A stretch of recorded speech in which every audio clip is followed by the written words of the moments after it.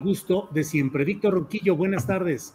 Hola, buenas tardes, ¿cómo están? Un saludo para todos y obviamente también para el público que amablemente nos escucha. Gracias, Víctor. Ricardo Ravelo, buenas tardes.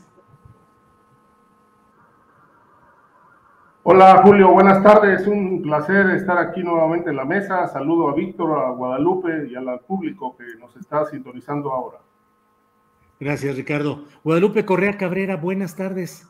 Muy buenas tardes, Julio. Como siempre, un placer estar contigo, con Víctor y con Ricardo en esta mesa de seguridad. Guadalupe, yo tengo la idea de que a ustedes tres los vi la semana pasada en algún lugar, a lo mejor me equivoqué, a la distancia me pareció verlos. ¿Estaban reunidos el otro día, la semana pasada? Sí, estuvimos reunidos, de hecho, con un señor que se llama Julio Astillero, ¿tú crees? Ándale, me pareció que era por ahí. ¿Y cómo les fue, Guadalupe? Pues nos fue muy bien, por fin nos pudimos conocer todos en persona, fue una gran conversación, una gran plática, la pasamos fantástico y ojalá se repita, de verdad, yo quisiera que volviéramos a hacerlo muy pronto.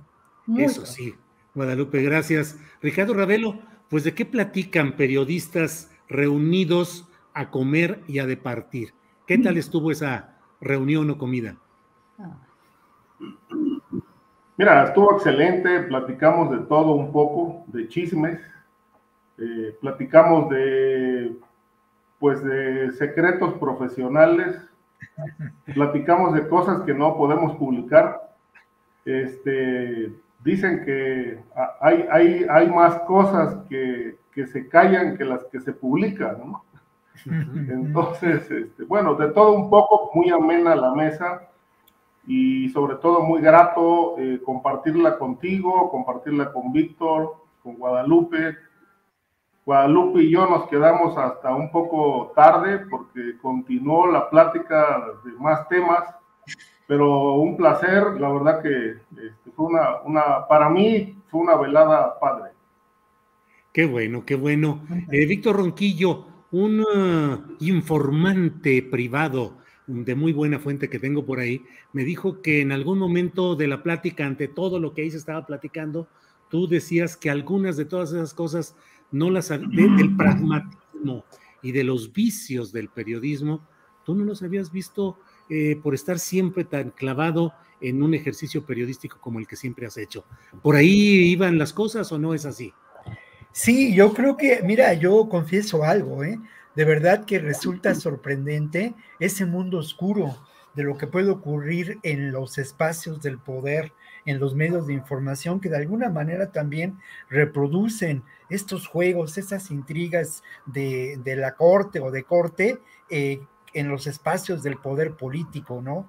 Yo creo que me he enterado de estos asuntos muy a la distancia, ¿no? También confieso que aunque pues he tenido la suerte de colaborar en muchos medios a lo largo de mi trabajo profesional, nunca he estado ligado ni he, ¿cómo decirlo? A diferencia de Ricardo, por ejemplo, o de tú mismo, Julio, nunca he estado en la vida cotidiana de las redacciones. Siempre he sido un colaborador externo, lo cual tiene sus ventajas, pero tiene sin duda en términos de no conocer este mundo oculto, pues tiene ahí una pérdida, ¿no? Desde una perspectiva de observación.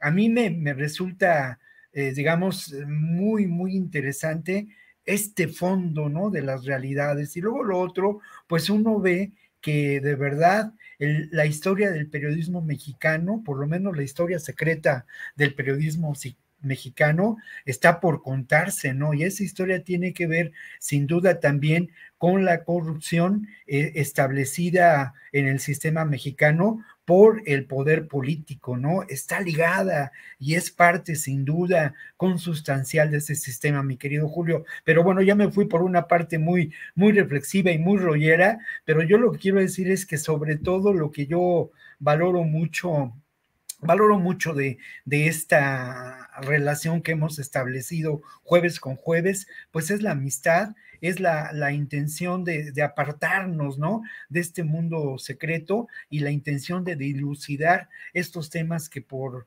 momentos son tan oscuros, ¿no? Y obviamente, pues agradezco mucho, ahora sí que de verdad, y como dirán los clásicos, la fineza de Guadalupe Correa, la amistad y solidaridad con mi trabajo de Julio Hernández, y obviamente la complicidad de Ricardo Ravelo en el oficio de reportero, pues que hemos mantenido juntos por años, ¿no? Entonces, un abrazo muy fuerte a los tres en recuerdo de esa maravillosa tarde del viernes pasado.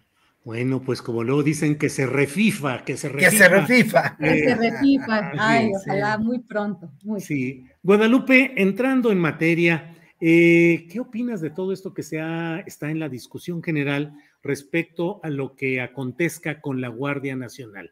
No solamente el propósito anunciado por el presidente de emitir un acuerdo para transferir la Guardia Nacional a la Secretaría de la Defensa Nacional, sino luego un cierto limbo en el cual pareciera no se sabe si va a avanzar por ese acuerdo. Habló de enviar una iniciativa de ley, no ve viable la reforma constitucional, y se ha publicado por compañeros que estuvieron en la mesa, en la reunión de seguridad que hace temprano el presidente con su gabinete de seguridad, que en el desfile del 16 de septiembre se va a transferir la Guardia Nacional a la Sedena. ¿Qué opinas de todo esto que tiene múltiples ángulos, Guadalupe? Pues tiene realmente múltiples ángulos desde el tema de fondo, ¿no? Si esto, independientemente de todos los problemas que se van a enfrentar en la discusión, ¿no? En la discusión misma, el problema de fondo, ¿no? La seguridad en México. La utilización de las Fuerzas Armadas en la cuestión de seguridad pública y la extensión de las funciones de las Fuerzas Armadas a otras áreas, como pues los puertos, ¿no? Y en este sentido, pues todas las funciones de la seguridad pública a la Secretaría de la Defensa Nacional. Una instancia encargada de seguridad nacional, encargándose ya de todo y extendiendo sus capacidades. En este contexto existe pues también la parte política y pues todos los colectivos y la oposición política que hablan ahora sí de seguridad sin guerra, ahora sí de no a la militarización. Y también habría que hablar de militarización en diferentes contextos y analizar lo que significa o no una militarización, pero sí una extensión de las capacidades de la Secretaría de la Defensa Nacional del Ejército Mexicano, que bueno, ha estado, es una organización, es una institución que no tiene mucho cambio, ¿no? Y no porque llega un nuevo presidente y llega una nueva cabeza, pues van a cambiar las estructuras. Y bueno, la participación corrupta en otras actividades que han tenido en años anteriores, las desapariciones forzadas y muchas de estas cuestiones. Yo voy a decir una cosa, no estoy a favor de esta extensión de las capacidades de la Secretaría de la Defensa Nacional, pero tenemos que entender también que la crítica por la crítica y la crítica que ha puesto en la mesa la oposición política sin un análisis de la situación también es muy complejo. Sabemos que la seguridad pública que se le entrega a la administración presente estaba completamente desarticulada y obviamente sabemos que en el día de hoy Genaro García Luna, el jefe de la Policía Federal, quien la articuló, está vinculado a delincuencia organizada, a él y sus personas más cercanas. Quiere decir que la corporación en general no podía de ninguna manera tener un sustento viable para hacer seguridad, y esto lo vimos en muchísimos momentos. Y no se trata de ver al pasado, se trata de ver al presente. ¿Quién estaba a cargo de los puertos en este país y cómo se manejaban las aduanas y los puertos en este país? No, con esto no quiero decir que si la van a manejar los militares va a ser mejor, va a ser menos corrupta. Y este es el problema, el no tener una visión de país para poder tener las instituciones y poder tener una policía que funcione. En este momento no se puede tener una policía civil, porque los grupos de la delincuencia organizada, y lo hemos visto en espacios como lo que vamos a discutir en otro segmento, Jalisco, Guanajuato, Veracruz, Michoacán y muchas otras partes del país, grupos criminales paramilitares. No sé, es un problema importantísimo, tenemos también que hablar, pero ya me voy a silenciar para dejarle más espacio a mis compañeros, ¿no? Es un tema muy complejo y no podemos irnos de un lado o del otro apelando a nuestras preferencias políticas. Es una condición complicadísima la que tenemos ahora en México y pareciera ser que las Fuerzas Armadas, que la Guardia Nacional, vinculada de alguna forma al ejército mexicano, pues debería, no tuvo otra forma de comenzar su gestión. Si se tiene que seguir por este camino es otra cosa y creo que no es el camino a seguir, pero tendríamos que analizar todo paso por paso. Gracias, Guadalupe.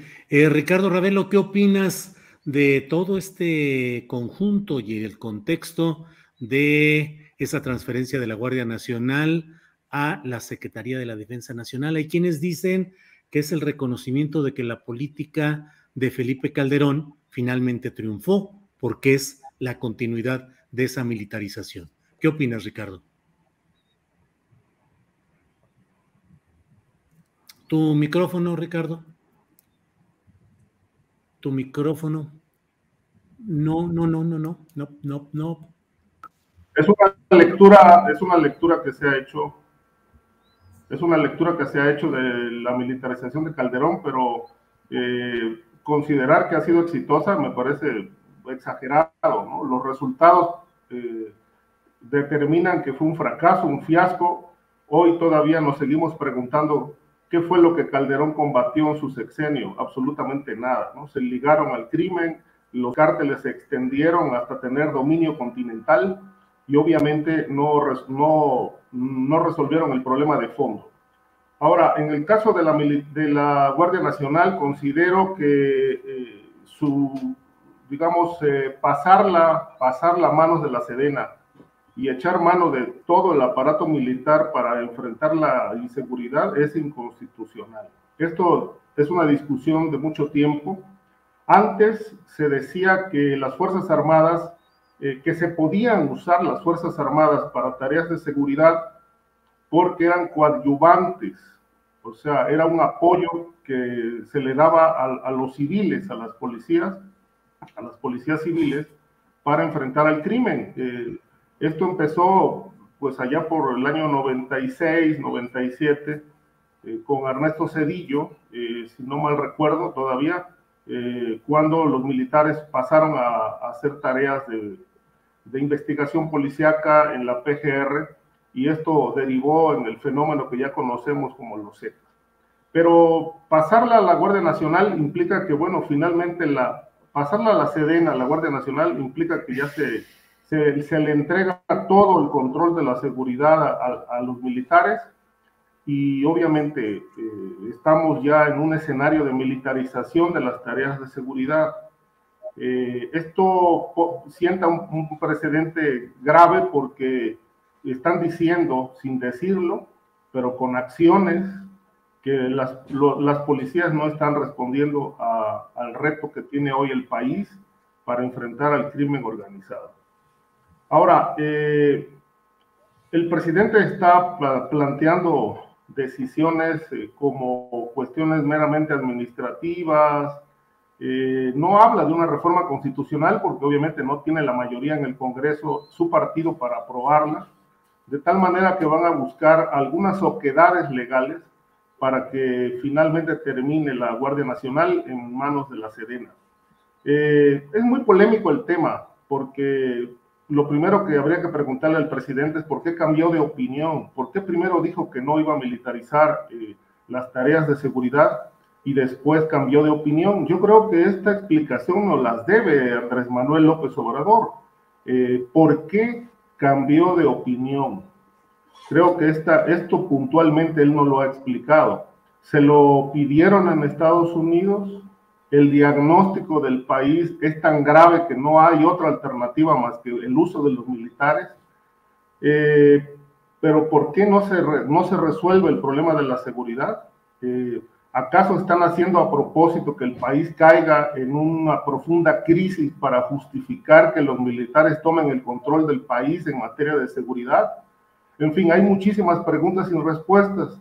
Es un tema que todavía da para muchísimo, sobre todo en este momento en el que los militares ya tienen mucho control, pero la seguridad, la inseguridad en México, pues está totalmente abandonada. Gracias, gracias, Ricardo Ravelo. Víctor Ronquillo, ¿qué opinas del tema en lo general?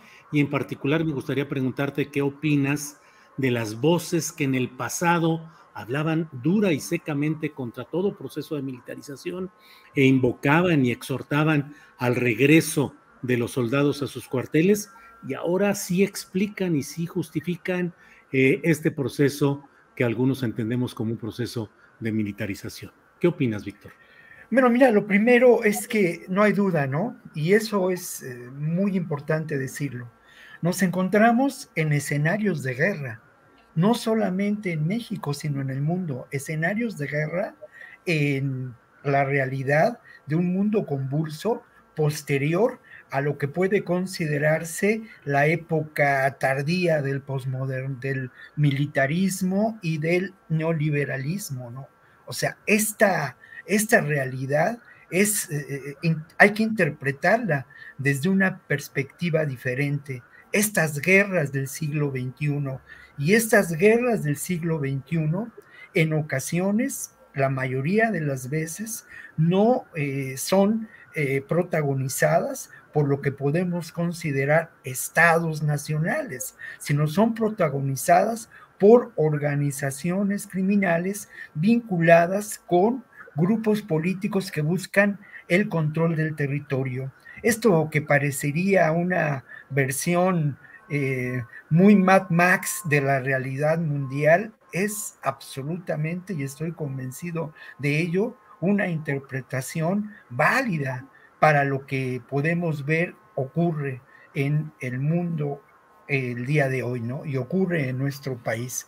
Mira, hay una evidente contradicción en cuanto a las intenciones del propio López Obrador y el discurso político que mantuvo y su distanciamiento con el ejército, pues obvio, por razones institucionales del propio ejército y su vinculación con el Estado mexicano y el carácter de López Obrador como opositor a ese Estado por muchos años, ¿no? Ese distanciamiento era claro. Cuando él asume la presidencia se establece una realidad, aún antes, ¿no? En el periodo de transición me parece que hay un entendimiento profundo con las Fuerzas Armadas por parte de López Obrador y un reconocimiento de una realidad que él menciona cada vez que puede, de que este es un ejército del pueblo, algo que quedaría para una reflexión aparte, ¿no? Pero me parece que en el fondo de todo está llamando a una situación de emergencia. Además, eligió una estrategia, un camino ante una situación quizá desesperada, pero no se buscó pues la transformación de las policías, no se intentó un camino diferente, ¿no? A mí me parece que la instauración de la Guardia Nacional fue una medida desesperada, como lo es también en términos reales este intento de llevarla ya de manera formal a las Fuerzas Armadas, adscribirla al ejército, lo cual resulta absolutamente paradójico porque se promovió su instauración como una instancia civil alterna a lo que podía ser un proceso de militarización, una contradicción. Y lo otro, no hay duda de que también corresponde a lo que ya había mencionado yo hace algunas semanas, ¿no? A una intención de estratégica, mediática, para mostrar de manera diferente lo que ha sido el combate a la delincuencia por parte del régimen del actual gobierno, ¿no? O sea, realmente los jueves donde se informa de la situación de avance en contra de la delincuencia y en contra de la impunidad, ante Sí. pues, la realidad difícil, ¿no? Y bueno, quiero concluir, Julio, mencionando que obviamente esto sí me parece que distrae de alguna manera ante lo que verdaderamente nos preocupa, ¿no? Que es la gravedad de las consecuencias de ese estado de guerra que ocurre en muchos lugares de nuestro país, con hechos como los que más adelante, sobre los que más adelante reflexionaremos, ¿no? Muy bien, Víctor, gracias. Guadalupe Correa, precisamente en medio de esta discusión trascendente de qué hacer con la Guardia Nacional y cuál es el papel de la Secretaría de la Defensa Nacional en todo este proceso, pues se dan hechos como los que hemos visto en estos días, en los cuales Jalisco y Guanajuato han sido escenario de algo muy complicado, con escenas pues de terror urbano, sobre todo en Guanajuato, luego de que se descubrió una reunión que se dice que era una narcocumbre, en la cual se dice que se estaría hablando incluso sobre la sucesión de la persona apodada El Mencho como máximo líder del cártel Jalisco Nueva Generación. ¿Qué opinas sobre ello? Y en el fondo, Guadalupe, hay quienes dicen, pues mucha Guardia Nacional y mucha discusión, pero en el fondo no se atiende, no se resuelve, no se captura a los verdaderos jefes y todo queda en una condición un poco nebulosa. Guadalupe, por favor, tu opinión. Sí, las escenas que hemos visto, ¿no? Principalmente en el estado, obviamente, de Guanajuato y también en el estado de Jalisco, porque pareciera ser que todo tiene que ver con esta narcocumbre y también con el papel de la Guardia Nacional. Cuando la Guardia Nacional trata de arrestar a algunos líderes, pues empieza a ver, eso también pasó en Culiacán, ¿no? Y eso también utilizado siempre por la oposición política, por los Estados Unidos para seguir ejerciendo presión. Siempre esto nebuloso, todos estos videos, por ejemplo, del cártel Jalisco Nueva Generación, de la capacidad que han tenido. Esto no es de hoy. En años ya anteriores han mandado para que los medios y las redes sociales puedan extender, ¿no? estas imágenes sobre la capacidad que tiene el llamado cártel Jalisco Nueva Generación, o quien se dice parte del cártel Jalisco Nueva Generación, su capacidad de fuego, sus monstruos, estos automóviles, carros hasta de guerra, ¿no? Su armamento, pareciera ser un montaje. Todas este tipo de imágenes parecían ser un montaje para dar la imagen de que son muy poderosos. Sin embargo, hemos estado viendo a lo largo de estos años, pues sí, enfrentamientos muy complejos, enfrentamientos entre grupos que todavía no comprendo, que he explicado en otros momentos y en otros estados, por ejemplo en Zacatecas, ¿no? Pero también el hecho de que ahora la narrativa sea el cártel Jalisco Nueva Generación, esta narcocumbre donde va a cambiar el liderazgo, como ya hemos dicho, yo siempre he cuestionado este supuesto liderazgo del Mencho en esta organización. Pareciera ser que también es como un espectáculo, ¿no? Cuando el señor pues tenía problemas de salud, y en este sentido vuelven a aparecer en la narrativa pues todos los demás grupos, el cártel de Santa Rosa de Lima y todas las facciones e inclusive los carteles que han existido a lo largo de todos estos años y que se hicieron famosos a partir de la declaración de la guerra de Felipe Calderón Hinojosa.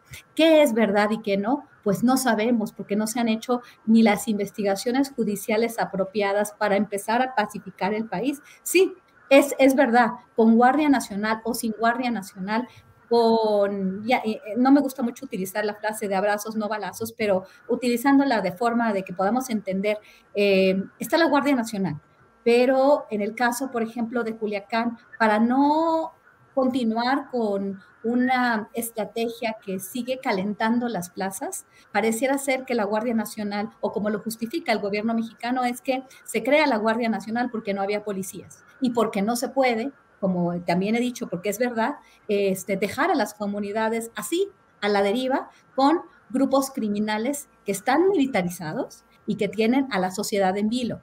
Pero del mismo modo, Cuando los enfrentas, cuando empiezan a investigar, cuando empiezan a hacer arrestos, pues entonces se despliega toda una serie de, pues, de eventos visuales, como estos carros quemados en diferentes partes del país, y vuelve otra vez la narrativa. Lo que dijo Ricardo Ravelo es muy interesante. ¿De qué se trata esto? ¿De qué se tratan estos eventos, estos acontecimientos que no hacen sentido en el espacio de organizaciones que son en realidad pues corporaciones, realmente son negocios, ¿no? Que van avanzando pues sus propios intereses económicos y lo que les convendría es mantenerse en silencio y seguir vendiendo su droga, pues el huachicoleo, extrayendo gasolina robada y diferentes actividades. ¿Por qué ellos, en lugar de hacer esto, o por qué estos grupos que están calentando las plazas, por qué las plazas se calientan? ¿Por qué? Para llamar la atención y para decir, es que no hay de otra. Y entonces México ya no tiene la capacidad. Bueno, simplemente un planteamiento, ¿no?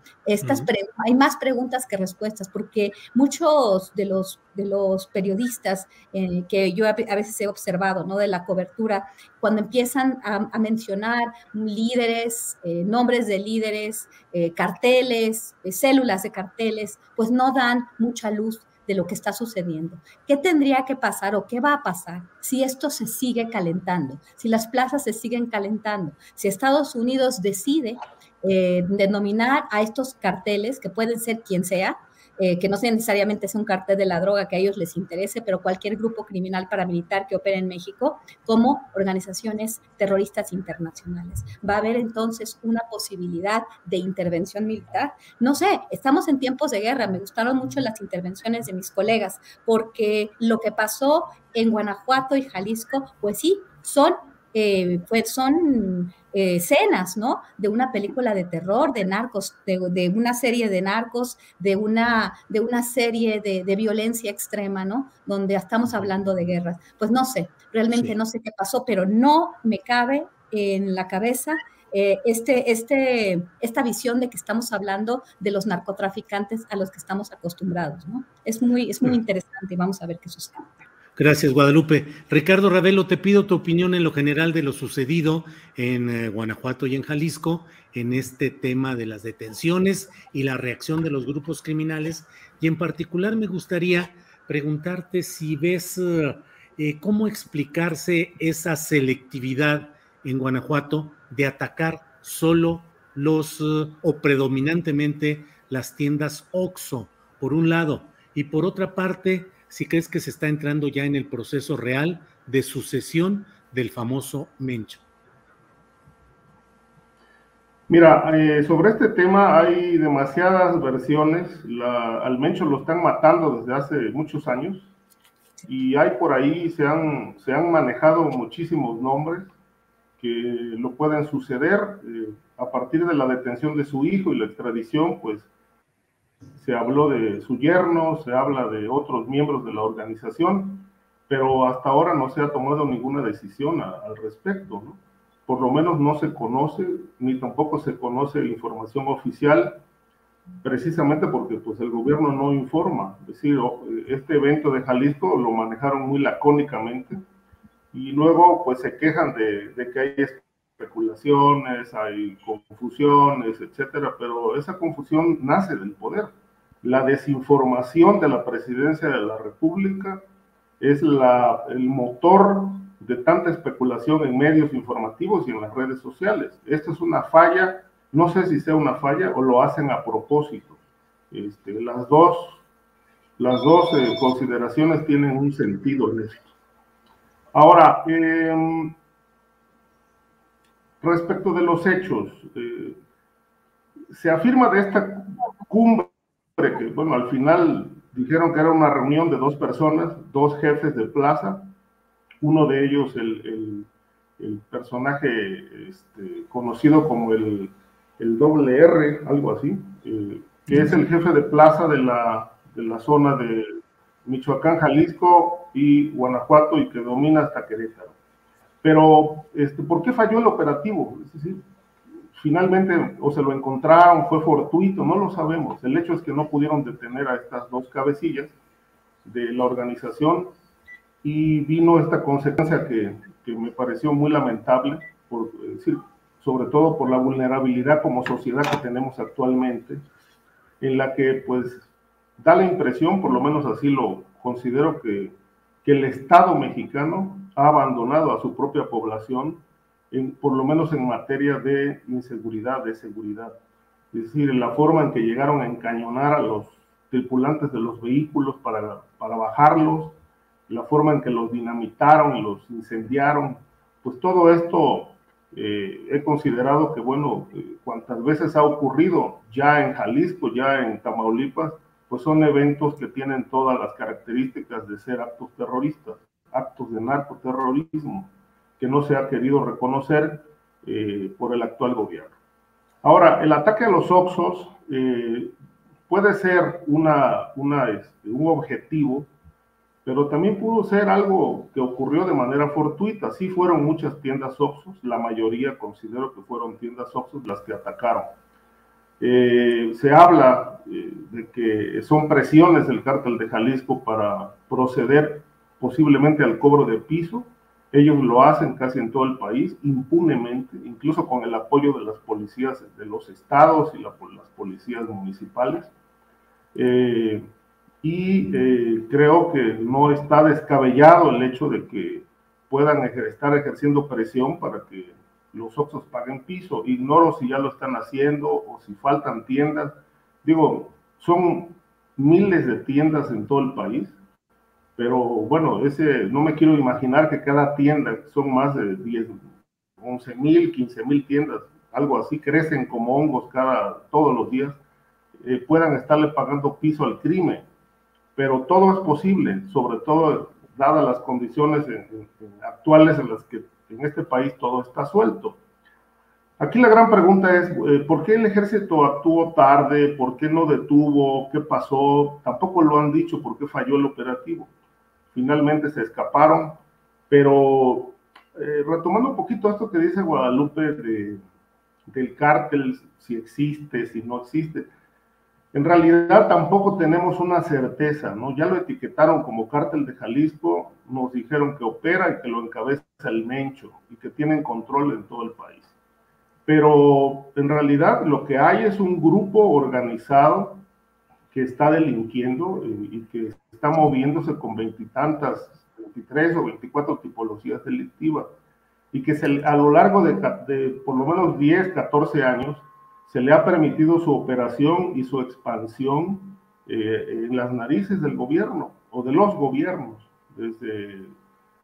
Desde Calderón a la fecha, este grupo se ha mantenido completamente de pie, no se le combate a fondo, y la gran pregunta es, ¿por qué se le deja operar de esa manera y tan libremente, ¿no? ¿Por qué el ejército tolera todo eso? Es parte de un acuerdo con la alta cúpula militar, es un proyecto del propio ejército para dar pasos hacia la toma del poder y decirnos con todo esto que los civiles no pueden gobernar este país y que ellos se están preparando para tomar la presidencia de la República en el 2024. Es decir, hay 50,000 conjeturas y planteamientos que nos podemos hacer, pero seguimos sin entender por qué México ha caído en este caos. ¿Qué se quiere justificar con todo esto? No lo sabemos de fondo. Lo cierto es que el Cártel de Jalisco apareció como aparecieron los Zetas a finales de los 90, y este grupo que parece fantasmagórico porque tiene presencia en todos lados, parece que se maneja como una franquicia, como una empresa, pero por todos lados surgen grupos que dicen ser parte de esa organización criminal. A mí me suena todo esto muy raro y no descarto que sea un gran proyecto oculto de una élite perversa dentro del ejército mexicano que nos está haciendo creer que la descomposición en México es producto de la corrupción y de las fallas del poder civil y que ellos estén preparando realmente el asalto al poder. Es un punto de vista en el que la gente puede estar o no de acuerdo, pero el escenario no permite considerarlo de otra manera. Gracias, Ricardo. Víctor Ronquillo, ¿qué opinas de lo que plantea Ricardo Ravelo? Errores, no captura, equivocaciones, como una forma de demostrar a la sociedad y a los civiles que las cosas están muy complicadas, que son demasiado complejas y que se necesita el poder militar tal como se está planteando en este caso, por ejemplo, la transferencia de la Guardia Nacional a la Sedena. ¿Qué tanto es eso? Te lo digo en lo general y en particular, Víctor, leí las notas de quienes asistieron a la sesión de seguridad matutina del presidente antes de su conferencia mañanera y la verdad es que al menos el reporte que dan esos compañeros periodistas, pues es una sesión que jamás me imaginé yo que fuera así. No se hablaría de nada confidencial, estratégico, ni nada por el estilo, cuando era un día tan crítico como el que se estaba viviendo y pareciera solamente un reporte, un planteamiento. Estuvo hablando también el del Instituto Nacional de Pueblos Indígenas, creo que también asuntos de salud, en fin, dices, a ver, yo no me las imaginaba así. Víctor. Bueno, yo creo que lo primero que hay que mencionar es que precisamente cuando la información no se expone con claridad, cuando no existe una intención de informar sucintamente lo que ha ocurrido, eso da espacio a la mayor cantidad de especulaciones. Y yo recuerdo el caso Colosio, ¿no? Por ejemplo, donde ya cualquier cosa podría resultar factible, verosímil, ante la falta de información o el exceso de información que también sirve como una cortina de humo. Creo que hay un elemento muy importante a destacar en términos de que es necesario que de estos hechos se informe clara y puntualmente qué ocurrieron. No sabemos exactamente si estos hechos fueron, y uno supone que sin duda fueron posteriores al intento de captura de estos personajes ligados a lo que se dice que es el Cártel Jalisco Nueva Generación, ¿no? Entonces, obviamente ya ha habido otras ocasiones en donde estos eventos se dan posteriores a capturas o a intentos de capturas. Llama la atención también, pues esta estrategia que ahí sí yo coincido plenamente tiene que ver sin duda con establecer mecánicas y que llevan al terror, ¿no? Que llevan a mostrar a la población quién mantiene el control de los territorios, ¿no? Eventos muy preocupantes. No veo yo elementos, ¿no? Para especular sobre una posible actuación de fuerzas oscuras del ejército mexicano en estos hechos. Sí veo, obviamente, elementos de provocación, pero elementos de provocación de una gran dimensión y de una realidad que abarca geográficamente a 10 municipios en 2 estados de la República. Y quiero llamar la atención también sobre esta estrategia en la que no abundaré, pero que tiene que ver mucho con la guerra de guerrillas y con la presencia, sin duda, de grupos, sí, con una organización y por ello y el uso de armamentos nos haría pensar en paramilitar, ¿no? Sin embargo, un acto de provocación, porque al final de cuentas las personas que fueron al parecer tampoco sabemos qué tanta información tienen al respecto. Llama la atención que son ejércitos de desesperados, ¿no? 22, 20 años, personajes de los que tampoco sabemos demasiado, solamente eso, ¿no? Su desesperación y su falta de horizontes para vivir.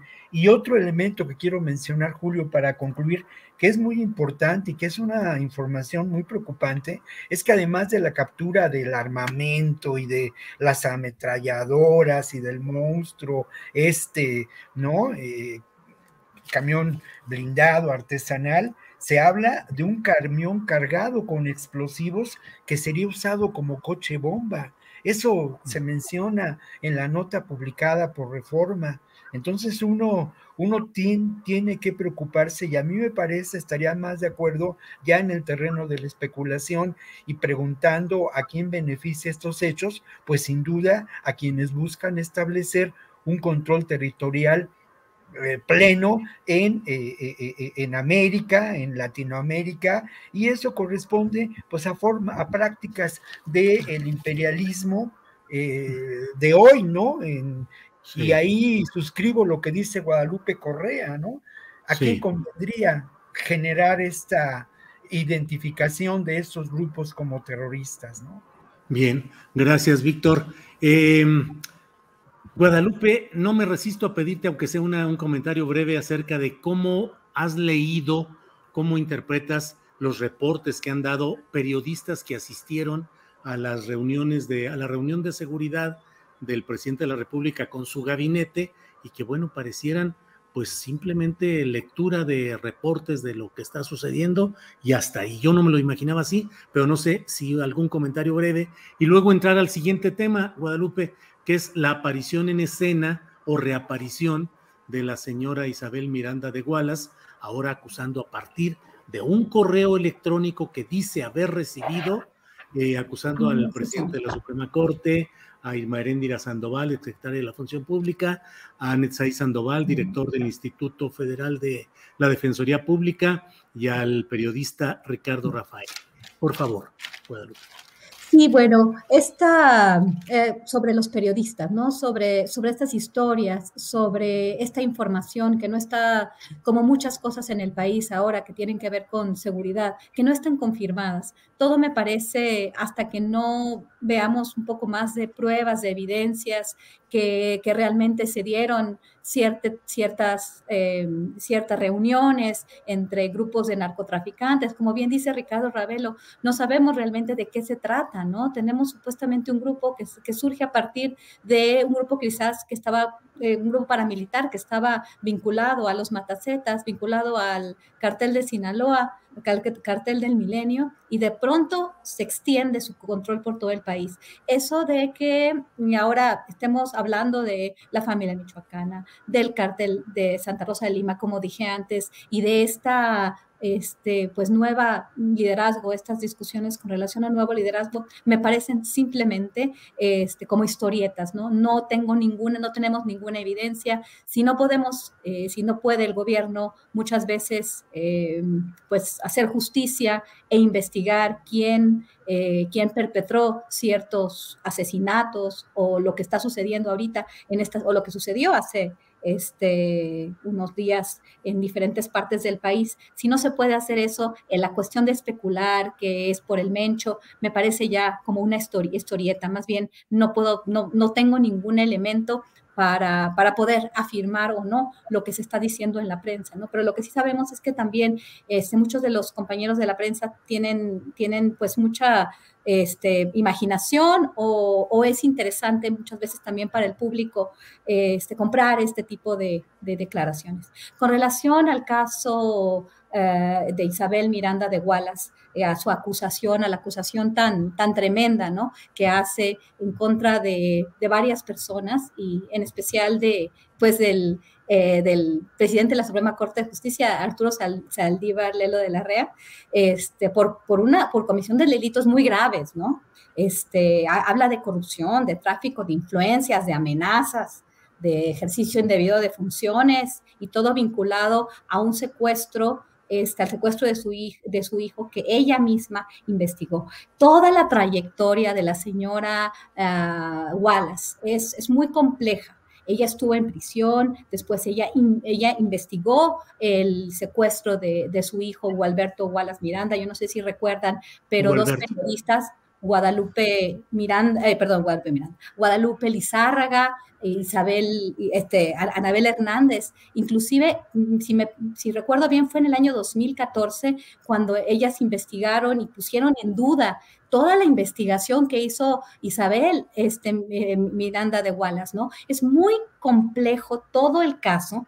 ¿Por qué? Porque ella también estuvo muy relacionada con Felipe Calderón Hinojosa y con Genaro García Luna. Recordemos que ella no solamente es o fue una gran reconocida activista, formó su misma ONG, Alto al Secuestro, sino que recibió el Premio de los Derechos Humanos en el año 2010 de manos del presidente Felipe Calderón. Representó al Partido Acción Nacional para el gobierno de la Ciudad de México. O sea, realmente es una persona que fue arropada en una administración que pertenece a un grupo y que ha estado muy vinculada a cuestiones, y su voz ha importado en temas pues de secuestro, pero también, también su voz fue muy fuerte en las cuestiones de Florence Cassés, ¿no?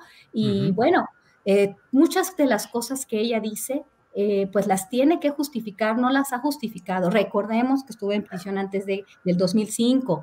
Muchas cuestiones, y bueno, todo lo que ha escrito Ricardo Rafael, las investigaciones que ha hecho, que van a estar en un libro, al parecer hace unas cuantas horas, parece que Ricardo Rafael señaló que habrían utilizado, ¿no?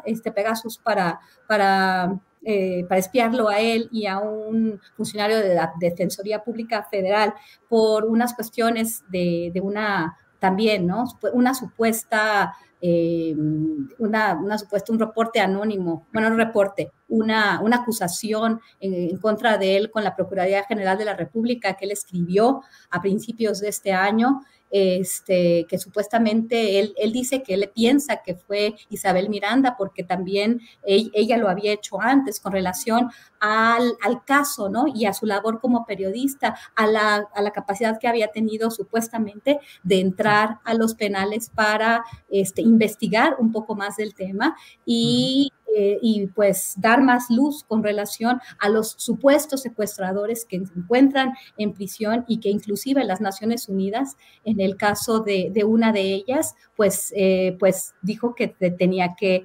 liberarse, ¿no? Y el presidente estuvo supuestamente de acuerdo. Todo me huele muy mal, todo es una serie de acusaciones sin sustento, y bueno, ojalá y las investigaciones de los periodistas formales como Ricardo Rafael y otros den más luz, ¿no? Porque este caso no termina y fue una persona demasiado poderosa, ¿no? En este país. Gracias, Guadalupe. Ricardo Ravelo, ¿qué opinas de este tema de la vuelta a escena de la señora Miranda de Wallace, las acusaciones y también pues el proceso de investigación en su contra por la presunta fabricación de pruebas, de procesos, de acusaciones y la utilización de instrumental de personal de la Procuraduría General de la República en su momento para acciones de esa investigación sobre el caso de su hijo Hugo Alberto, que ella postula como desaparecido y que las investigaciones no van en ese sentido. Ricardo. Mira, Julio, es una señora muy controvertida, plagada de claroscuros en su haber, en su comportamiento, que ha utilizado el caso del presunto secuestro de su hijo para trepar peldaños en el activismo y hacer política y beneficiarse. Todo esto que narró Guadalupe confirma lo que estoy afirmando, de que la arroparon, fue un proyecto y utilizaron todo esto para entronizarla en posiciones de poder, de la que se ha beneficiado muchísimo. Es decir, el caso de su hijo ha sido realmente un botín económico y un botín político para ella, ¿no? Entonces, ahora respecto de las denuncias que presentó, bueno, pues son muy graves. Son muy graves y tendrá que probarlas. De otra manera, bueno, pues sus dichos se quedarán allí y sus denuncias se quedarán en el aire. El caso de Hugo Alberto Wallace es un caso lleno de misterios. Y cuando un periodista o un medio de comunicación pone en entredicho su verdad de la señora, ella inmediatamente saca una pistola y dispara con denuncias, acusaciones, desmentidos, como ha ocurrido ya en el pasado reciente con la revista Proceso, que ya publicó un reportaje muy puntual sobre todas las contradicciones de este caso, y la señora reviró con una demanda. Entonces, su arma más eficaz es demandar cuando alguien pone en entredicho su verdad. Entonces, obviamente, ya hay mucha información en el sentido de que todo esto fue armado, fue fabricado por ella misma. Tan es así que, bueno, hay dos personas presuntamente implicadas en el secuestro que llevan muchísimos años sin ser sentenciadas. Y ellas afirman que pues todo esto fue un montaje de la señora, que al tiempo le ha redituado muchos dividendos, muchos beneficios económicos, políticos, en fin. Ya las relaciones con Calderón y con García Luna creo que nos dan un parámetro de hasta dónde ha podido trepar la señora Wallace con el caso de su hijo. Yo no quiero entrar en la maraña del asunto, porque en realidad en ese caso la línea de verdad está totalmente extraviada. Hay demasiadas confusiones, es un terreno muy gelatinoso, pantanoso, oscuro, pero lo que sí puedo entresacar de toda esa neblina que lo cubre es que el joven Hugo Alberto Wallace, según los testigos, pues no era una pera en dulce. Ya no vivía con ella. El padre que lo registró no es su padre biológico, según se ha puesto ya se ha publicado en varios medios. Tenía una vida desenfrenada, no solamente porque ganaba mucho dinero a través de una empresa de publicidad. Se habla de que más o menos por allá, por el año 2010, un poco antes, ya se le registraron se le registraron ingresos de aproximadamente 15 millones de pesos mensuales. Eso no sabemos si es producto de su trabajo en esa empresa o no, pero lo que sí se sabe es que la vida desenfrenada que llevaba era bastante conocida por las personas que convivieron con él. Era adicto al alcohol y obviamente a las motocicletas. Entonces, pues toda esta vida, digamos, que él ostentaba, pues derivó de alguna forma en que terminaran presuntamente secuestrándolo. Hay quien dicen que, bueno, finalmente fue asesinado, y hay quien llegaron a afirmar que no está muerto. Pero son los misterios y son todas las historias que se han tejido alrededor de este caso, que en la medida que el misterio aumenta y aumenta y aumenta, pues entonces la señora se mantiene sobre esta burbuja que ella misma ha inflado, con verdades, con verdades a medias, mentiras, etcétera. Y bueno, pues por el hecho de ser madre de un hijo que presuntamente fue secuestrado y desaparecido, pues pasa muy bien el papel de víctima. Y obviamente, bueno, pues esto explica pues toda esta carrera que ella ha construido y ha hecho, llevando bajo el brazo el expediente de su hijo, tocando puertas, aceptando cargos y relacionándose con hombres del poder, que le han permitido escalar bastante alto en el activismo social y político. Bien, gracias, Ricardo. Víctor Ronquillo, te toca cerrar esta mesa de seguridad, la mesa segura, pidiéndote tu opinión acerca de este tema de la señora Miranda de Wallace, sus acusaciones, el entorno de ella y pues ese papel de representación supuesta de la sociedad civil en los actos del poder del pasado, con Calderón y con Peña Nieto particularmente. Víctor, por favor. Bueno, yo creo, y lo resumiría de la siguiente manera, lo que han dicho los colegas. Ella no tiene calidad moral para en estos momentos colocarse y acusar de este modo, ¿no?, a estas personas que ha acusado. Lo que hay de fondo es que en estos momentos en la Suprema Corte de Justicia hay un amparo que seguramente se considerará a favor de Juana Hilda González Lomelí, involucrada en el secuestro que del hijo de la señora Miranda Wallace, ¿no?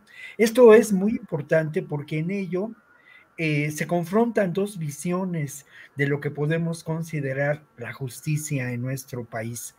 Cuando habla de Netzaí Sandoval, que no sé qué relación pueda tener en este caso concreto con la exfuncionaria encargada de la fiscalización de los funcionarios públicos. Pero en el caso de Netzaí Sandoval, él es el responsable del Instituto Federal de la Defensoría Pública. No hay información al respecto. Yo hice un par de llamadas, pero no me confirmaron si la Defensoría Pública Federal ha intervenido en favor de Hilda González Lomelí en este caso. Me sospecho que esa es la razón por la que menciona a Arturo Saldívar y por la que menciona a Netzaí Sandoval. En el siguiente punto de esta elaboración de lo que está por ahí en cuanto a la información, yo quiero señalar que la labor del Instituto Federal de la Defensoría Pública, que al menos yo he documentado en un par de reportajes, me parece muy loable en este momento y me parece que ha transformado la Defensoría Pública en esta situación. Lo otro, esta acusación a Ricardo Rafael, pues de quien me precio de ser amigo, me parece infundada, ¿no? Absolutamente infundada. Creo yo que enfrentamos una realidad también en otro ámbito de ideas y en otro ámbito de los temas de un posible reportaje que tiene que ver precisamente con lo que ya se mencionaba, ¿no? El falso activismo de este personaje y quiénes fueron los aliados con quienes realizó esta supuesta investigación. Yo lo he mencionado y lo he dicho muchas veces. Creo que en el caso de los activistas, en este país, la mayoría de esos activistas a lo largo de décadas han trabajado en función de una auténtica defensa de los derechos humanos, confrontando al poder corrupto de las instancias de procuración de justicia. Hay casos, como el de Isabel Miranda de Wallace y algunos otros, ligados sin duda a ese poder, que finalmente trabajaron con las policías, entre comillas, con la investigación. Y yo quiero recordar el par de acusaciones que en este momento están en términos de la investigación realizada por la Fiscalía General de la República en contra de Isabel Miranda de Wallace, ¿no? Uno es por el delito de tortura, el involucramiento en la tortura y la participación en la tortura de los presuntos responsables del secuestro de su hijo, ¿no? Y el otro es la falsedad de documentos en una historia por demás oscura de haber colocado gotas de sangre, en fin, una verdadera tenebra, ¿no? Y creo yo que en el fondo de todo, además, esto es parte de alguna manera de socavar estos intentos que me parecen muy loables de transformar este aparato de procuración de la justicia en este país por el propio Arturo Saldívar y sin duda también por el trabajo que se está haciendo en la Defensoría Pública Federal, donde se ha logrado la liberación de personajes que han enfrentado años, décadas de estar en una situación de prisión preventiva o que fueron víctimas de tortura y de afectaciones a su debido proceso, ¿no? Por lo menos ya en 4 o 5 casos. Sin duda este asunto tiene que ver, lo decía yo, con el amparo que está en la Suprema Corte de Justicia en favor, o que será quizá una resolución favorable, para Hilda González Lomelí. Bien, gracias Víctor Ronquillo, pues hemos llegado al final de esta mesa, son las 3 de la tarde. Guadalupe, perdón, Guadalupe quiere decir algo. Muy rápido, porque creo que esto va quizás a despejar una duda. por lo de Netzaí y por Sí. qué la Defensoría. Porque lo escribió Ricardo Rafael en una columna en febrero de ese año. Porque se presentó ante la Fiscalía General de la República una denuncia donde se exigía que se investigara a Ricardo Rafael. Y esto tiene que ver con la Defensoría, porque supuestamente se acusa, ¿no?, a Salvador Leiva Morelos Zaragoza de que es realmente el secretario técnico de combate a la tortura, tratos crueles e inhumanos, de que le atribuyó a Ricardo Rafael la participación activa en la defensa de Brenda Quevedo y que le facilitó la entrada a varios penales, a varios eferesos, haciéndose pasar como personal de la Defensoría. Entonces me imagino que por eso Netzaí está vinculado a esta acusación de Isabel Miranda. Eso es lo que me imagino. Quería nada más hacer esa pequeña acotación. Y pues despedirme de todos y muchas gracias de nuevo por otra mesa espectacular y por usted. Ricardo, sí, gracias Guadalupe. Ricardo, ¿quiere decir algo? Digo, es interesante la denuncia que interpuso la señora, digo, más allá de si hay o no pruebas contra los denunciados, es interesante que le pongan un fusil en las manos al fiscal Gersmanero para que dispare contra Saldívar, ¿no? Entonces, yo creo que es muy interesante lo que pueda pasar ahí. A ver qué pasa después del palo que le pegaron contra sus hijos, los hijos de los hijos adoptivos de su hermano. Claro, claro, claro. Sí, Netzaí Sandoval es hermano de Irma Heréndira Sandoval, que fue secretaria de la Función Pública, y son hermanos de Pablo Amílcar Sandoval, que es diputado federal de Morena actualmente y que fue aspirante al gobierno de Guerrero, aspirante, no fue finalmente candidato.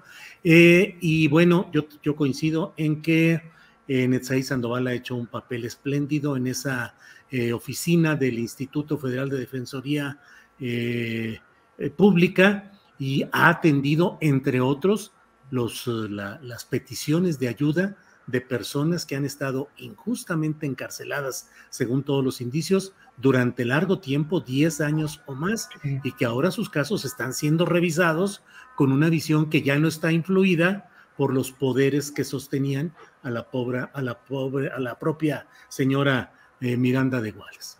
En fin, pues da mucho tiempo. Aquí hay alguien que dice, debería ser de 1.5 horas la mesa de seguridad. Bueno, ya huele a sopita, como dice luego Adriana. Así es que, Guadalupe, como siempre, muchas gracias y buenas tardes. Muchas gracias, Julio. Buenas tardes. Hasta luego, Víctor, Ricardo, y esperemos que se vuelva a repetir nuestra comida de la que mesa. Se refifa. Sí. Ricardo Ravelo, gracias y buenas tardes. Gracias, Julio. Es un placer. Gracias, Guadalupe, por todo. Víctor, y también agradecerle al público su tiempo. Gracias, Víctor Ronquillo. Muchas gracias, un saludo para todos y pues nos encontramos la próxima semana. Adelante, gracias, muchas gracias.